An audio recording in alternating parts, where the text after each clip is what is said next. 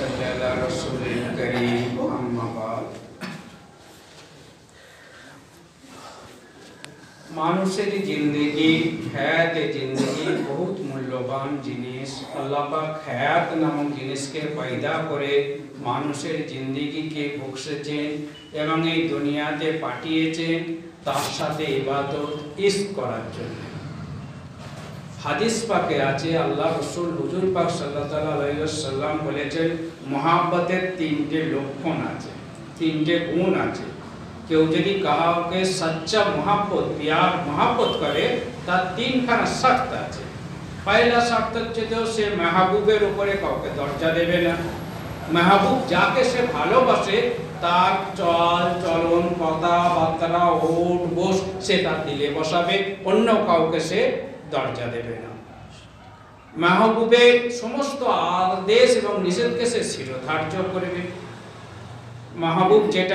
মাহবুব যাতে আমার নারাজ না হয়ে যায় মাহবুব যাতে আমার বিগড়ে না যায় আমার এমন কোন কাজ এমন কোন কথাবার্তা এমন কোন ক্রিয়াকর্ম আমার জিন্দগির দ্বারা ওয়াক্তে এসে না যায় যে আমার মাহবুব আমার থেকে উঠে না যায় মুখ ফিরিয়ে না নেয় আর একটা হচ্ছে আমার মাহবুব কি যে রাজি খুশি থাকবে সবার রাজি খুশির উপরে আমার মাহবুবের রাজি খুশি আমাকে খেয়াল রাখতে হবে আমার মাহবুব কিসে রাজি খুশি হবে এবং আমার মাহবুব এমন কোন আমি যদি কাউকে আমার রাজি খুশি অন্য কাউকে তার রেজা তার তাসলিম উর্দু লফজ নবী পাকের ভাষায় যদি তাকে দিই তাহলে আমার মাহবুবকে দেয়া হলো না আমার মাহবুবকে হাটকে অন্য কারোর রেজা তাসলিম আমি আদা করছি তা না আমার মাহবুবের রেজা তাসলিম সব থেকে বেশি আমার কাছে আজিজ আমার কাছে প্রিয় আমার কাছে বেশি লোভনীয় আমার দিলকে বেশি শান্তি দেবে দিলকে বেশি ইতমিনান করবে এই শর্ত যদি না দিলের ভেতরে মহব্বত থাকে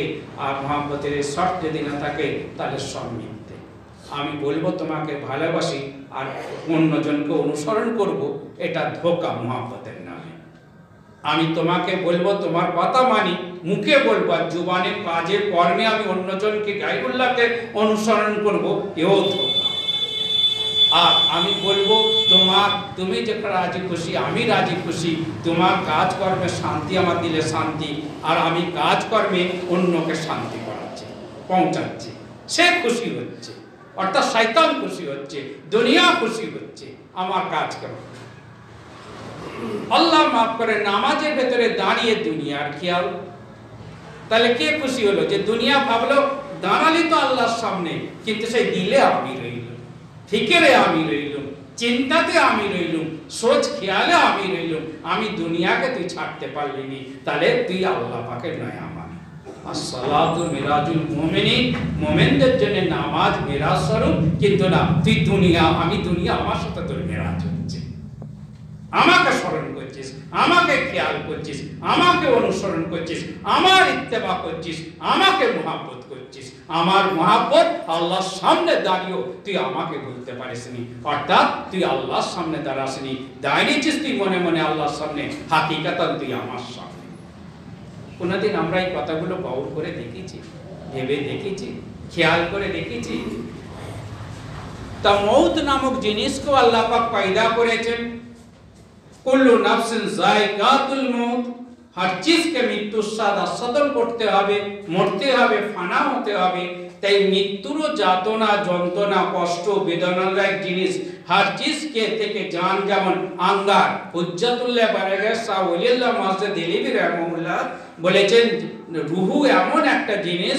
যেটা পায়ের নখে আঘাত লাগলো দিলে লাগে কি জোর লাগছে লাগলো পায়ে আর বেদনা যন্ত্রণা একদম চোখ দিয়ে পানি টসটস করে পড়ছে তাহলে জানটা আঙ্গার লাল গলগলে যে কাঠকয়লা আঙ্গার সেটা যেমন টুকরো টুকরো করলে লাল হয়ে যায় রূহটা এরকম বদনে ছড়িয়ে আছে এ কথা কে বলছেন ইমাম শাহ ওলিউল্লাহ মুহাজ্জিদ দিলবি रहमतुल्लाह अलैह रूह क्या चीज है रूह की हकीकत अहमियत क्या है असली हुए रब्बानी है হুজ্জাতুল্লাহ বালেগা হযরত ইমাম শাহ ওলিউল্লাহ মুহাজ্জিদ দিলবি রাহমাহুল্লাহ এই রূহের অধ্যায়ে এসব আলোচনা করেছেন তাহলে রূহ আমাদের হার বদনে ছড়িয়ে আছে লাগলো তো পায়ের নখে টোকলো এসে লাগলো ব্যথা বেদনা কষ্ট অনুভব হলো দিলে চোখ দিয়ে টপ টপ পানি ঝরছে কেন? পায়ে তো লেগেছিল, পা তো পায়ের কাজ ছিল, চোখের সাথে দিলের সাথে কি কানেকশন ছিল? ওই আঙ্গারের মতো রুহুকে ছড়িয়ে দেয়া আছে। মানুষের মউত যখন আল্লাহ পাক দান করেন, মানুষকে মৃত্যু যখন আল্লাহ পাক দান করেন, তখন পা থেকে মানুষ মরতে শুরু করে, আস্তে আস্তে তার উপর দিকে আসে। তা হাদিস পাকে এসেছে মৃত্যুকে কামনা করতে নেই, মৃত্যুকে চাইতে নেই। আইসার শরীর কেমন আছে? জি ভালো আছে, চলাফেরা করছেন আলহামদুলিল্লাহ, আল্লাহ আল্লাহ বলে শেখা।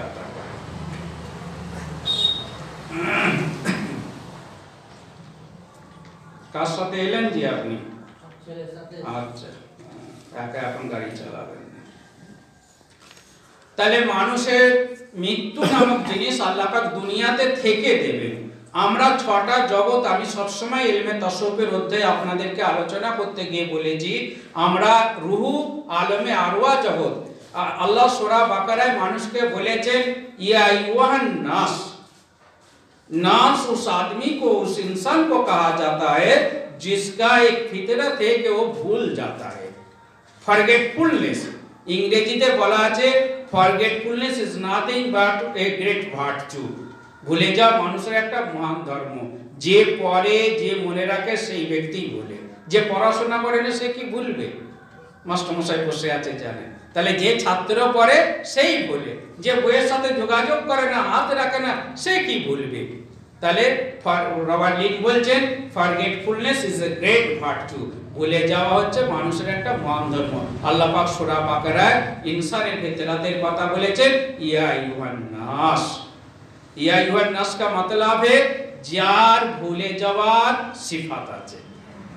তাহলে ভুলে যাওয়ার সিফাত ইনসানকে আল্লাহ পাক দিয়েছেন। মানুষ ভুলে যায়, ফের রিমিডিসিং পাওয়ার মানে ফের স্মৃতিচারণা করতে পারে। অ্যাকর্ডিং টু মেডিকেল সায়েন্স মানুষ ভুলে গেল, ফের মনে করতে আচ্ছা আচ্ছা ওইটা ঠিক আছে, যা মনে পড়েছে, মানে রিমিডিসিং পাওয়ার, থট ক্যাপে রিগেইন ফেসে আনতে পারে, পুনরায় সেটা স্মৃতিচারণা করতে পারে একটা জিনিসকে। আল্লাহ পাক ওই জন্য ইনসানকে ইয়া আইয়ুহান নাস, ইনসান যে ভুলে যায় তাকে নাস বলা হয়েছে। এটা একটা আরবি গ্রামাটিক্যাল সেন্টেন্সের একটা ওয়ার্ডের মিনিং। আরবি অভিধানে বারজাক বলা হয় দুটো বস্তুর মধ্যবর্তী স্থানের ব্যবধানকে, বাঁধাকে। দুটো বস্তুর মধ্যবর্তী স্থানের বাঁধাকে বারজাক বলা হয়। আর শরীয়তের পরিভাষায় বারজাক বলা হয় ইহকাল ও পরকালের মাঝে ওই জগৎকে, যে জগতের মানুষের মৃত্যুর পর কিয়ামত পর্যন্ত সে একটা জায়গায়, একটা জগতে থাকে, সেই জগৎকে বারজাক বলা হয়। দুনিয়াতে মৃত্যুবরণ করলো আর আখিরাতের মঞ্জিলে ওঠার আগ পর্যন্ত একটা মাঝখানে কবরি জিন্দেগি মানুষের আছে। জেনে ধরা আছে আমা খালাকুল জিন্না ওয়াল ইনসা ইল্লা লিয়াবুদুন, জিন আর ইনসানকে আল্লাহ পাক পয়দা করেছেন। মউত আছে, হার জানোয়ারদেরও মউত আছে, কিন্তু এই দুটো ব্যক্তির উপরে হিসাব নিকাশ আছে, দু মাখলুকের উপরে। তা কবরে জিন্দেগি একটা আছে, তাকে বারজাক বলা হয়। মানুষকে দুনিয়ায় এসেছে, আমি যেটা বলতে গেলাম যে ছয় জগৎ বা আলমে আরওয়াতে রূহ জগৎ আল্লাহ পাক কুন ফায়াকুনের মালিক, তিনি রূহকে আমর, রূহকে কোরআন শরীফে কি বলা হয়েছে? ইহুদি পণ্ডিতরা যখন আল্লাহ রাসূলকে মদিনা শরীফে যাচার জন্য যদি সত্যিকারের নবী কিনা তিনখানা প্রশ্ন করতে বললেন, মক্কার কুরাইশদের যারা বদমাইশ ছিল, যারা হুজুরের পেছনে লেগেছিল, যে উনি যদি সত্যিকারের মদিনায় যখন হিজরত করে এলেন, ইহুদি পণ্ডিতরা বললেন যে যদি সত্যিকারের উনি নবী হয় তাহলে উনি তিনটে প্রশ্নের জবাব সই দেবে, যেটা আমরা জবুরে দেখেছি, যেটা আমরা ইনজিলে দেখেছি, যেটা আমরা তৌরাতে দেখেছি, হ্যাঁ না? যেখানে বর্ণনা আছে মিলবে নবী হলে। আর যদি নবী না হয় ওলট পালট কথা বলবে। তা ওনাকে জিজ্ঞাসা করো যে আসহাবে কাফ বলে ছিল, এরা কারা? বাদশা জুলকারনাইন সম্বন্ধে প্রশ্ন করো। আর তিসরা প্রশ্ন ছিল রূহ কি চিজ, রূহ কি জিনিস। হযরত আল্লামা হাফেজ ইবনে আব্দুল কাইয়ুম জওজি রাহমাতুল্লাহ আলাইহি এই বিষয়ে তো বড় কিতাব আর রূহ কিতাব লিখে দিয়েছেন। কিতাব রূহ আর রূহ কিতাব আল্লামা হাফেজ আব্দুল কাইয়ুম জওজি রাহমাতুল্লাহ আলাইহি হযরত আল্লামা ইবনে তাইমিয়া রাহিমাহুল্লাহ প্রধান ছাত্র, প্রধান খলিফা এবং হযরত আল্লামা ইবনে তাইমিয়া রাহিমাহুল্লাহ বিবাহ শাদী করেননি। আহলে হাদিসরাও যেমন ইনাকে শায়েখ মানে, উলামায়ে দেওবন্দরাও ইনাকে শায়েখ মানে, ফুরফুরার হযরতরাও ইনাকে শায়েখ মানে, কেরামত আলী জৌনপুরি সাহেবরাও ইনাকে শায়েখ মানে। আহলে সুন্নাতুল জামাতের মত ও পথের ইনি ইমাম ছিলেন এবং তাতারি যুগের বড় মানে সেই সময় ইনি আল্লাহ পাক ইনার দ্বারা বহুত বড় কাজ নিয়েছেন। হযরত ইবনে কাসিম, হযরত হাফেজ আব্দুল ইবনে জওজি রাহমাতুল্লাহ এরকম বহু হাজার হাজার বড় বড় ছাত্র ইনি তৈরি করেছিলেন, আল্লাহ পাক ইনার দ্বারা তৈরি করেছিলেন। কোরআন হাদিসের ইলম ছিল। তা হযরত আল্লামা ইবনে তাইমিয়াও বিবাহ শাদী করেননি। এত বড় পণ্ডিত, এত বড় বিখ্যাত লোক হওয়া সত্ত্বেও মানুষের এই বিষয়ে যেমন হাদিস পাকে এই বিষয়ে হযরত ইমাম গজ্জালী রাহমাতুল্লাহ আলাইহি আর নিকাহ অধ্যায়তে বিবাহ শাদী করা এবং বিবাহ শাদী না করা দু প্রকারের হাদিসই উত্তোলন করেছেন। আর নিকাহ ও সুন্নাহ, নিকাহ হচ্ছে একটা সুন্নত জিনিস। এই বিষয়ে কারোর জন্য ওয়াজিব, কারোর নফসের জন্য ফরজের দরজায় পৌঁছে যাবে। একদম যে নফস সব সময় বাঁচতে পারবে না, অপোজিট সেক্সে নিয়ে বেশি চিন্তা ভাবনা করবে, বিগলিত হয়ে যাবে, মুবতলা হয়ে যাবে, সে নিজে খারাপের দিকে চিন্তা ভাবনা, তার জন্য অবশ্যই বিবাহ শাদী ইমিডিয়েট করতে হবে বালেগ হয়ে গেলি। এ তো বেদিনদের কৃষ্টি কালচার যে এত বছর বয়স হলে তবে বিবাহ শাদী করা যাবে। তারা কনস্টিটিউশন আইন করে সব বেদিনী কালচার। ইসলামী কালচার হচ্ছে বালেগ হওয়া সত্ত্বে তার যদি এইরকম অবস্থা আছে সাথে সাথে তার বিবাহ দিয়ে দিতে হবে, যাতে সে চরিত্রহীন না হয়। নইলে জেনাও যদি করে ছেলেটা, ওর গোনা মা বাপের ওপর এসে পড়বে।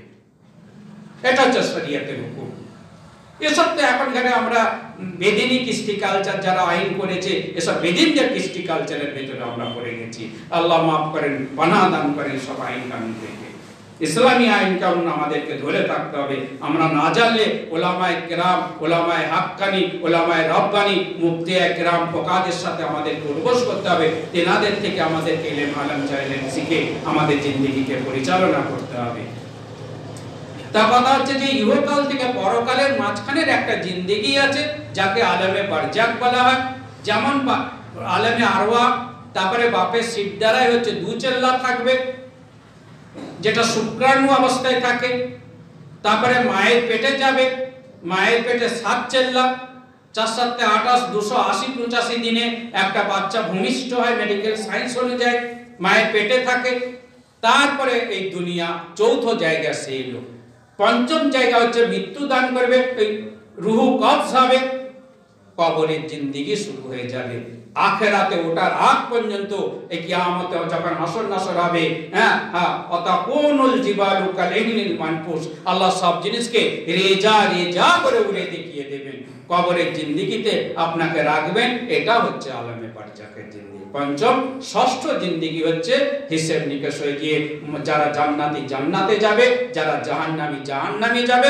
ফের আল্লাহ পাক যাদের রহম করম করবেন, জাহান্নাম থেকে তুলে তাদেরকে আবে হায়াতের দরিয়ায় গোসল করে ফের জান্নাতে করবেন। তাদের গলায় দাগ থাকবে, জান্নাতীরা বুঝতে পারবেন যে এরা জাহান্নাম খেটে এসেছে। ফের আল্লাহ পাক তাদেরকে আবে হায়াতে ফেলে ওই গলার দাগটা পর্যন্ত মিটিয়ে দেবে, যাতে না জান্নাতীরা বুঝতে পারে যে এরা জাহান্নাম খেটে জান্নাতে এসেছে। এদের উপর হাসি মজাক ঠাট্টা না করে। কিতাবে এসেছে জাহান্নামীর জন্য বড় আযাব হবে, জাহান্নামের আযাব।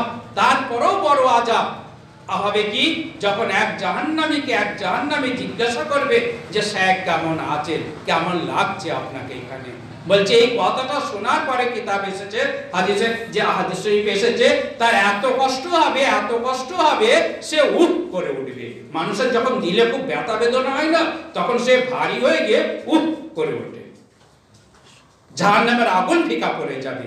আর জান্নাতীদেরও আফসোস হবে, জান্নাতীদেরও হাদিস পাকে এসেছে আফসোস হবে যে আল্লাহ পাক হায়াত নামক নিয়ামত আমাদেরকে দুনিয়ায় দান করেছিল, আমরা আল্লাহর জিকির আজকার করিনি। চাই নামাজ হোক, চাই তেলাওয়াতে কোরআন হোক, চাই জিকরুল্লাহ, যে কোনো ওজিফা হোক, আল্লাহর জিকির আমরা হার শ্বাসে করিনি। ফকিহে কেরামদের ফকিরদের মতে হচ্ছে, ইলমে তাসাউফ সুফিদের মতে আছে, যে শ্বাসে আল্লাহ নেওয়া হয়নি সেই শ্বাসটা হারাম গেছে।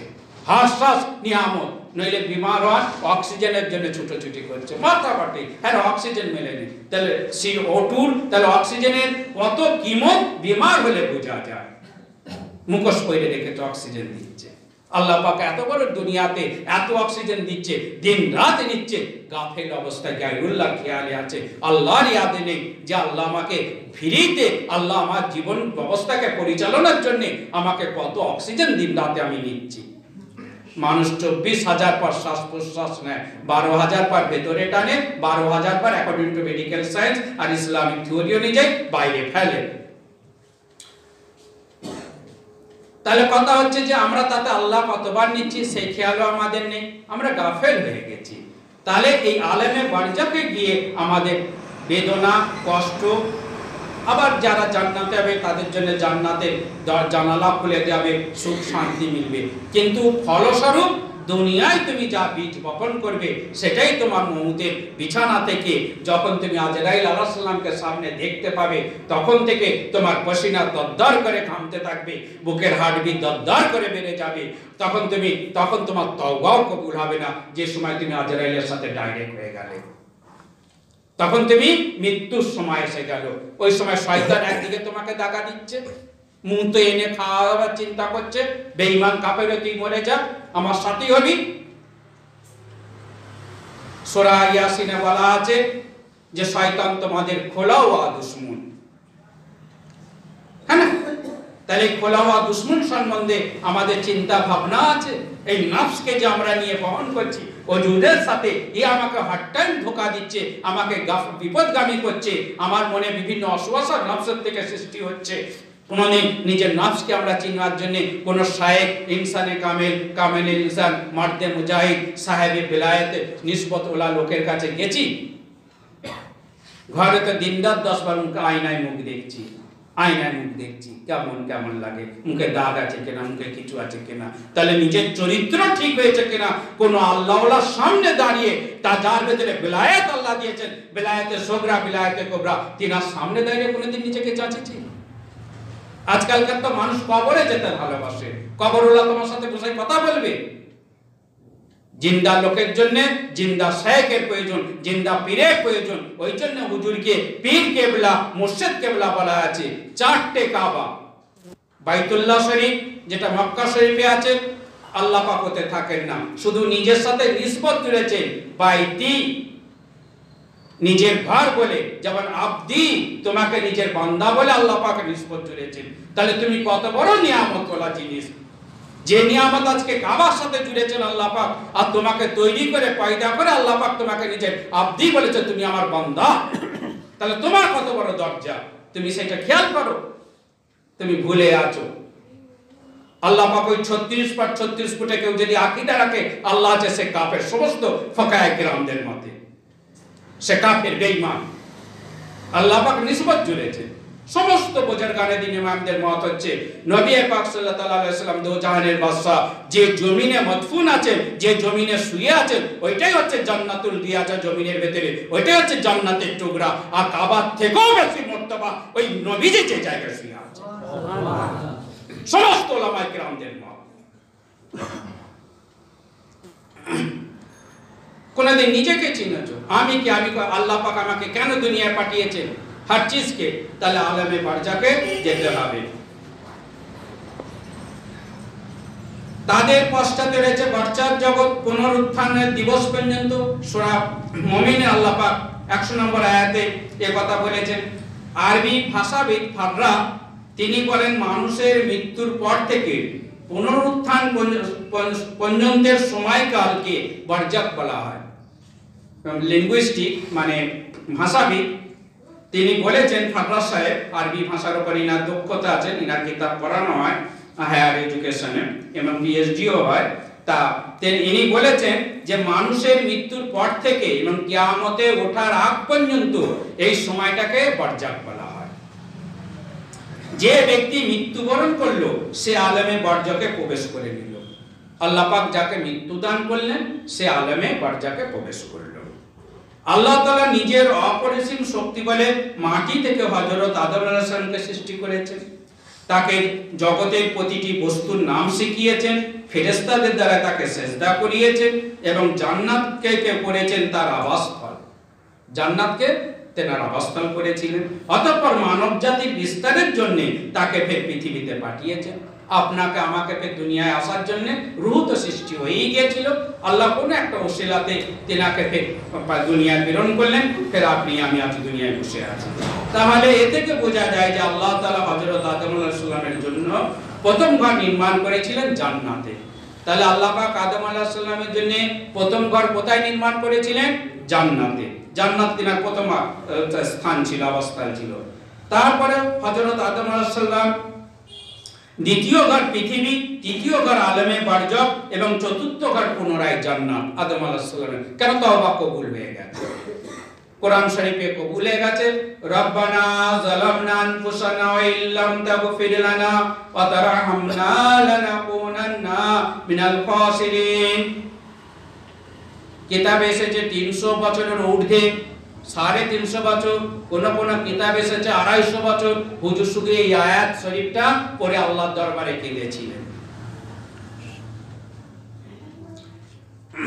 শেষে হুজুর পাক খাতামান আম্বিয়া নবী পাক সাল্লাল্লাহু আলাইহি ওয়াসাল্লাম ওসিলাতে আফতাবু ইলাহি ওসিলা ধরে আল্লাহ পাক তিনার গুনাহকে maaf করে দিয়েছিলেন। আমি এই কথা বারবার আপনাদেরকে বলেছি। তাহলে কি হলো? আদম আলাইহিস সালামের প্রথম ঘর হলো জান্নাত, দ্বিতীয় ঘর পৃথিবী, তৃতীয় ঘর আলমে বারজাখ এবং চতুর্থ ঘর পুনরায় জান্নাত। হযরত আদম আলাইহিস সালামের সন্তানদের জন্য প্রথম ঘর মায়ের উদর, দ্বিতীয় ঘর পৃথিবী, তৃতীয় ঘর বারজাখ এবং চতুর্থ ঘর জান্নাত বা জাহান্নাম নির্ধারণ করেছেন। নেক লোক যারা, সালেহ লোক, মুত্তাকি লোক, পরেশগার লোক, যারা আল্লাহকে দুনিয়াতে বসে রাজি খুশি করেছেন, আল্লাহ পাক তাদেরকে জান্নাত দান করবেন। আর যারা আল্লাহ রাসূলের শরীয়তের বিধানের বরখিলাফ কাজ করেছেন, আল্লাহকে নারাজ করেছেন, যারা মনমানি করেছেন, তাদের জন্য জাহান্নাম রয়েছে শাস্তির জন্য। কিছুক্ষণের তারে মানুষকে ইরাদা নামক জিনিস দেওয়া আছে। আক্কেল মতলব হচ্ছে এক পায়ে দাঁড়ানো, ব্যালেন্স রাখতে পারবে না, হিদিক ওদিক খেলবে। আকেল মানে কি? এক পায়ে দাঁড়ানো জিনিস। এক পায়ে মানুষ কতক্ষণ দাঁড়াবে? আকেল যেমন দিয়েছে, হিকমত আল্লাহ পাক তাকে দান করেছে। নলেজ ইজ পাওয়ার, ইংরেজিতে কি বলা আছে? Knowledge is power. আল্লাহ পাক ইলম কেন দিয়েছেন? নবী আলাইহিস সালামদেরকে কেন পাঠিয়েছেন? আপনাকে আমাকে ইলম দান করার জন্য। আল্লাহ রাসূল হাদিস পাকে কি বলেছেন? আল্লাহ পাক আমাকে তোমাদের জন্য শিক্ষক করে প্রেরণ পাঠিয়েছেন। কি রূপে পাঠিয়েছেন? শিক্ষক। শিক্ষক কি করে? মানুষকে ভালো আর মন্দর শিক্ষা দান করে। তাহলে সমস্ত নবী আলাইহিস সালাম, আদম আলাইহিস সালাম থেকে নিয়ে হুজুর পাক সাল্লাল্লাহু আলাইহি ওয়াসাল্লাম 1,24,000 নবী রাসূল পয়গম্বর আছে। তার মধ্যে 313 জন রাসূল আছে, 5 জন উলুম আযম পয়গম্বর আলাইহিস সালাম দুনিয়াতে তাশরীফ এসেছে। 104 খানা কিতাব এসেছে, ইনজিল শরীফ, তাওরাত শরীফ, জবুর শরীফ আর কালামুল্লাহ শরীফ, কুরআন শরীফ। চারটে ছাড়া আরো 100টা শরীফ, 10টা 20টা 5টা, যা দুটো যার যে নবীর উপরে রাসূলের উপরে যেমন প্রেরণ হয়েছে 104 খানা কিতাব। কিসের জন্য হয়েছে? এই মানুষ, এই আদম, এই ইনসানকে হেদায়েতের জন্য নবীদের মাধ্যমে আল্লাহ পাক তিনি তিনার সমস্ত কিছু খবর প্রেরণ করেছে। আজ মানুষের ভেতরে বিশ্বাস 3 প্রকার: ইলমুল ইয়াকিন, আইনুল ইয়াকিন, হকুল ইয়াকিন। ইলমের দ্বারা জ্ঞান অর্জন করা, এটা একটা ইলমের দ্বারা যাহা এটা। আইনুল ইয়াকিন চোখে দেখে বিশ্বাস করা। যাহা আরব বলে একটা দেশ আছে, সেখানে মক্কা বলে একটা সিটি আছে, সেখানে আল্লাহর ঘর বাইতুল্লাহ শরীফ আছে। 4 কাবা বললাম, বাইতুল্লাহ, বাইতুল মুকাদ্দাস, বাইতুল মামুর, এগুলো সব আল্লাহর নূরের তাজাল্লির জায়গা।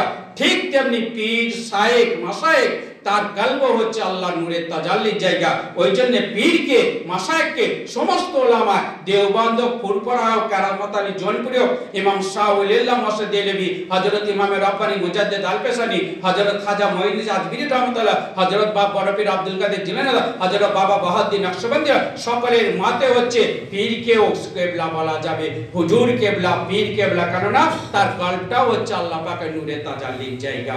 হাদিস পাকে সহি হাদিস এসেছে, আল্লাহর ওলিদের নূরে ফেরাসাতি থেকে তোমরা বাঁচো, কেননা তারা আল্লাহর নূরের দ্বারাই তোমাদেরকে দেখে। হ্যাঁ না? আজকে আমরা ভয় করি, ডর করি, ছোট বড় মানি কাউকে, মন মানি করি। তাহলে আমাদেরকেও একদিন ছেড়ে এই দুনিয়ায় আছি, দুনিয়া থেকে আলমে বারজাকে যেতে হবে, মৃত্যু আমাদের আসবে, আমরা মৃত্যুর স্বাদ আস্বাদন করব এবং আমাদের মৃত্যু অবধারিত। চাই আমরা মরতে চাই না চাই, আমাদের যথা নিয়মে যত সময়, সুনির্দিষ্ট সময় আল্লাহ নির্ধারণ করে রেখেছেন, ঠিক টাইমে আমার চাওয়া না চাওয়া কিছু মাইনে রাখে না, মৃত্যু আসবে, আজরাইল আলাইহিস সালাম এসে আমার জান কবজ করবে। আর তিল পরিমাণে, লম্হা পরিমাণ সময় দেবে না। খবর পল ভর के नहीं, समा 100 वर्ष की। তোমার চোখের পলকে কি হবে তোমার হুঁশ নেই, তুমি 100 বছরের স্বপ্ন চোখে নিয়ে ফিরে বেড়াচ্ছ। ও তো আজরাইল দেখবে না, ও আজরাইল আলাইহিস সালাম দেখবে না, আসবে আল্লাহর হুকুমে তোমার রূহ কবজ করে নিয়ে চলে যাবে, আলমে বারজাকে চলে যাবে। প্রতিটি ঘরের জন্য চাহিদা অনুযায়ী বিধান দিয়েছে, দুনিয়াকে আমল করার স্থান এবং পর। টাইম হয়ে গেছে। প্রতিটি ঘরের জন্য চাহিদা অনুযায়ী বিধান দিয়েছেন, দুনিয়াকে আমল করার স্থান এবং পরকালের শস্যভূমি হিসেবে নির্ধারণ করেছেন। ভালো মন্দ কাজে শিক্ষা দেওয়ার জন্য নবীদেরকে পাঠিয়েছেন, মানুষের উপর সীমাহীন অনুগ্রহ করেছেন। সকল নবীদের নবুয়ত এবং শিক্ষাকে যারা সঠিক এবং সত্য বলে স্বীকার করেছে তারাই মুমিন। মুমিন কারা? এখানে শুনুন ভালো করে। মুমিন কারা? ভালো মন্দ কাজে শিক্ষা দেওয়ার জন্য নবীদেরকে পাঠিয়ে মানুষের উপর সীমাহীন অনুগ্রহ করেছেন আল্লাহ পাক। সকল নবীদের নবুয়ত এবং শিক্ষাকে যারা সঠিক এবং সত্য বলে স্বীকার করেছে তারাই মুমিন। আর যারা স্বীকার করবে না, ক্বালু আইলানা মাম্বাসানা মিন মারকাদিনা হাযা মুআদার রহমান ওয়া সাদাকাল মুরসালুন। ক্বালু আইলানা মাম্বাসানা মিন মারকাদিনা হাযা মুআদার রহমান ওয়া সাদাকাল মুরসালুন। আরে আমরা তো এই নবী আলাইহিস সালামদেরকে পাগল ছাগল বলে ভাবতাম, এদেরকে আমরা ইট পাথর মারতাম। আজ হাসরের মাঠে আজ আল্লাহ মিজান দাঁড় করিয়ে দিয়েছে, আল্লাহ হিসাবে বসে গেছে, আজ তো এদের কথা সত্য হয়ে গেল। ওয়াসাদাকাল মুরসালুন, এই নবী আলাইহিস সালামরা দুনিয়ায় যাবত সব হক বলতো, সত্যি বলতো। সুবহানাল্লাহ। আজ তো আল্লাহ পাক আমাদের হার সংসার হিসেবে নিতে বসে গেছে, থরথর করে কাঁপবে। একদিন তো আমরা এদেরকে পাথর মেরেছি, একদিন তো আমরা এদেরকে মিথ্যুক বলেছি, একদিন তো আমরা এদের উপরে জুলুম অত্যাচার করেছি। আর যারা ঈমান আনবে, সালামুন মির রাব্বির রহিম, রবের তরফ থেকে কি আসবে? সালাম আসবে তাদের প্রতি। আল্লাহ পাক তাদেরকে সালাম প্রেরণ করবেন ওই সমস্ত ইনসানকে যারা নবীর কথাকে হক সত্য বলে মেনে নিয়েছেন এবং জান্নাতে দাখিল করবেন। আল্লাহ পাক যদি কাউকে মুহাব্বতে সালাম দেন তার নসিব চমকে যাবে। আমাদের থেকে একটু সম্মানী লোক যদি আমাদেরকে ভালোবেসে আদর করে আমাদের দিল বাগে বাগ হয়ে যায়, খুশ হয়ে যায়। তাই এই বিষয়ে একটা কথা, আল্লাহ রসুলের কথা, আল্লাহ রসুল ওকে একটা বয়ান করেছেন। এরপরে পরের সপ্তাহে এবার এই অধ্যায় চলবে, মমুতের অধ্যায় বারজাকের উপরে। তো একটা কথা বলি, সময় আছে? আল্লাহ রসুল বলছেন যে মনে করুন একটা ব্যক্তি বেদুইন সাহারা মরুভূমি সফর করতে করতে মরুভূমিতে চলে গেছেন। বুখারী মুসলিমের হাদিস, কোনো আমি গল্প বলছি না, আল্লাহ রসুলের হাদিস এবং সেই বুখারী মুসলিমের মানে সাইয়ানের হাদিস বয়ান করছি। তা চলতে সাহারায় চলে গেছে, টায়ার্ড হয়ে গেছে, ক্লান্ত হয়ে গেছে, প্রতিকান্ত হচ্ছে। তার উটের উপরে খাবার দাবার পানি আছে, পিপাসা হয়ে গেছে, একটু পানি খেয়ে আরাম করার জন্য একটা জায়গায় বালিতে নেবে কিছুক্ষণ হাতে হাত দিয়ে শুয়ে পড়েছে। হঠাৎ তিনি চোখ খুলে গেছে, দেখে উট এবং তার মাল তেজারতি যা কিছু ছিল নেই, চলে গেছে। সে পেরেশান হয়ে গেছে, এই সাহারা মরুভূমি, ধুধু বালি আর বালি, এখানে আমার সওয়ারি নেই, আমার খাবার দাবার, আমার ব্যবসা বাণিজ্যের তেজারতির জিনিস সমস্ত কিছু চলে গেছে। এবার কেমন হবে? বুকটা ফেটে যাবে। এক ফোঁটা পানি নেই, ধুধু বালি, বালির সাগর, পানির সাগর বালির সাগরে পড়ে গেছে। এবার এই মাথা ও মাথা ছুটছে উঠকে খোঁজার জন্য, খুঁজে পেরেশান হয়ে গেছে, হতাশ হয়ে গেছে, ডিপ্রেশন হয়ে গেছে, অ্যাংজাইটিতে পড়ে গেছে, সব আশা ছেড়ে দিয়েছে। দিয়ে ভাবলো আমি যেখানে শুয়েছিলাম ওখানে শুয়ে এবার মরার অপেক্ষা করি, কেন আমার সব শেষ, আমি কিভাবে যাব? আর এই গরম, এই রোদ, ওখানে এসে ফের শুয়েছে, হাতে বাজুতে মাথা রেখে। কিছুক্ষণ বাদে তার চোখ খুলেছে, দেখে উট দাঁড়িয়ে আছে, আর তার সামান সেই উটের পিঠে যেমন ছিল তেমন দাঁড়িয়ে আছে। ওই ব্যক্তি বেদুইন সাহারাতে যে হারিয়ে গেছিল, দেখে তার দিলে কেমন খুশি হবে, বাগে বাগ হয়ে যাবে, দিলটা পাঁচপো হয়ে যাবে যে আমার মরণের টাইম, আমি আর পানি ছিল না, কিছু ছিল না, আমি না খেতে মরে যাব, তাহলে দিল তো খুশিতে বাগে বাগ হয়ে যাবে। কিন্তু গুনাহগার ব্যক্তি যদি তওবা করে, আল্লাহ পাক ওই বেদুইন, ওই মরণপণ বেদুইন যে ফিরে পাওয়া উটকে দেখে যা খুশি হয়েছে, আল্লাহ পাক ওই বান্দা যে গুনাহ করেছে, যে সাচ্চা দিলে তওবা করে, আল্লাহ পাক তার থেকে বেশি খুশি হয়, আর তার থেকে বেশি খুশি হয় ওই বান্দাকে আরো বেশি নওয়াজা দেয়, তার গুনাহ মাফ করে। সুবহানাল্লাহ। একথা আল্লাহ রাসূল নিজে বুখারী শরীফে বলেছেন। আল্লাহ পাক আপনাকে আমাকে সকলকে বেশি বেশি তওবা করার তৌফিক আতা করেন, আর নেক আমল করার তৌফিক আতা করেন, আর আমেলে সালাহ বুজুর্গানে দিন সালফে সালেহীনদের তার যে হায়াতকে ইখতিয়ার করার তৌফিক আতা করেন, তাদের নকশে কদমে চলার তৌফিক আতা করেন। শিরক ও বিদআত থেকে আল্লাহ পাক আপনাকে আমাকে সকলকে বাঁচান, আমাদের ঈমানকে হেফাজত দান করেন। ইয়া কাদিল হাজাত, ইয়া কাফিয়াল মুহিম্মাত, ইয়া দাফিউল বালিয়াত, ইয়া সাফিউল আমরাত, या रफीउद दराजात, या हल्लल मुश्किलात, या हल्लल मुश्किलात, या हल्लल मुश्किलात, या मुजीबत दवात, या मुजीबत दवात, या मुजीबत दवात, या अरहामर रहीमीन, या अरहामर रहीमीन, या अरहामर रहीमीन।